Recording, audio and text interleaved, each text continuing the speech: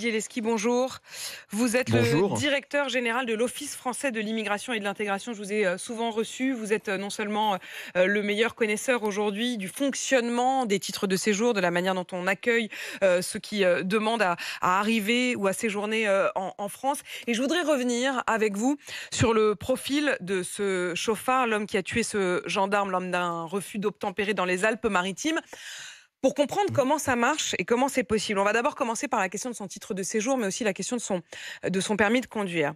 Est-ce qu'il est normal que cet homme, qui a été connu de la police pour violence en 2006, pour outrage en 2009, pour violence à nouveau en 2010, pour délit de fuite en 2012, pour conduite sans permis en 2014, pour violence et outrage sur personne dépositaire de l'autorité en 2016, pour rébellion à nouveau en 2016, pour violence à nouveau en 2016, se soit tout de même vu octroyer une carte de séjour provisoire en 2021.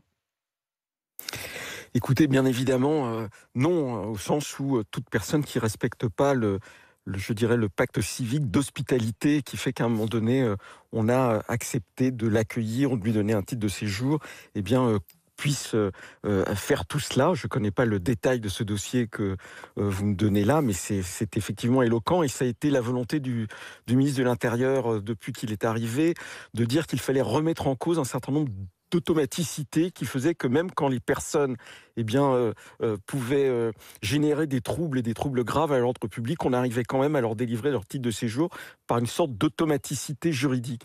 Et ça a été tout l'enjeu du débat parlementaire autour de la loi qui a été promulguée en janvier 2024 que de remettre en cause ce type d'automaticité. Et c'est pour ça, du reste, que le ministre de l'Intérieur avait demandé au préfet de réexaminer l'ensemble des situations pour retirer les titres de séjour, ce qu'on ne pouvait pas faire avant. Ce que vous voulez dire, Didier Lesky, c'est qu'avec un tel pédigré, si je puis me permettre, cet homme-là n'aurait pas aujourd'hui, s'il se présentait pour tenter soit d'obtenir, soit de renouveler un titre de séjour, il ne l'obtiendrait pas.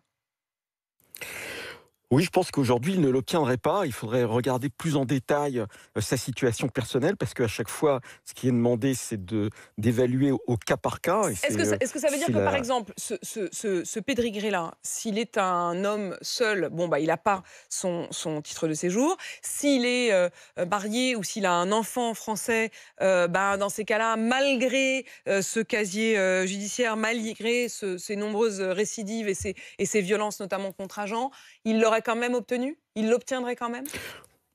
Justement, vous avez un autre cas tragique, malheureusement, c'est l'attentat antisémite à Montpellier. Vous avez Bien une sûr. personne qui a un enfant français et Qui est de aujourd'hui, nationalité grâce à la algérienne loi en situation qui est régulière. de nationalité algérienne en situation régulière, grâce à la loi de janvier 2024, il pourra être expulsé et sanctionné, si vous voulez.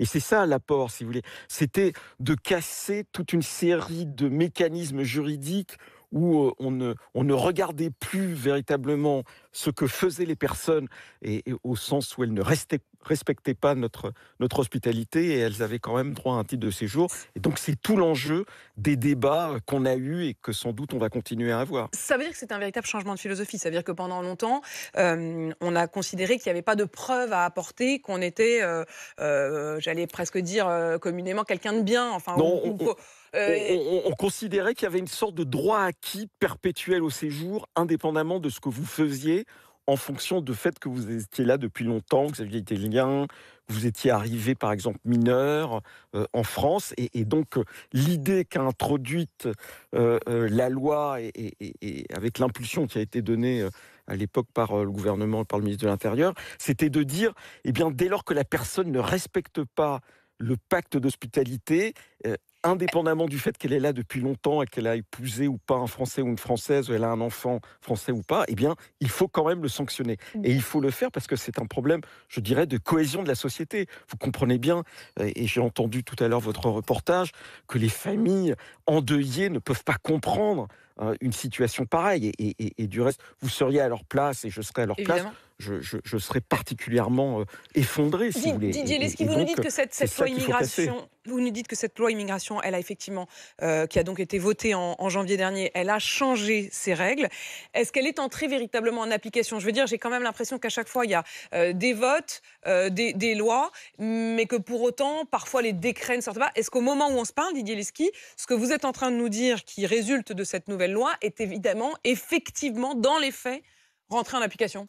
Alors, les décrets sont sortis au début de l'été, mais surtout, le ministre de l'Intérieur avait envoyé une circulaire à l'ensemble des préfets pour leur dire de réexaminer les situations de l'ensemble des personnes. Mais en France, c'est pas vraiment c'est pas vraiment rétroactif.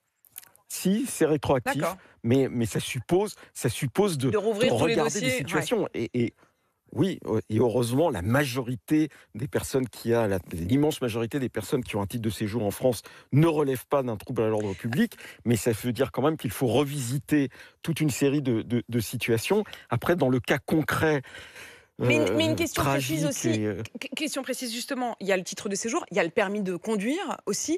Quand même, oui. il avait encore 9 points sur 12, alors que je viens de vous énumérer un grand nombre de délits et de délits graves routiers.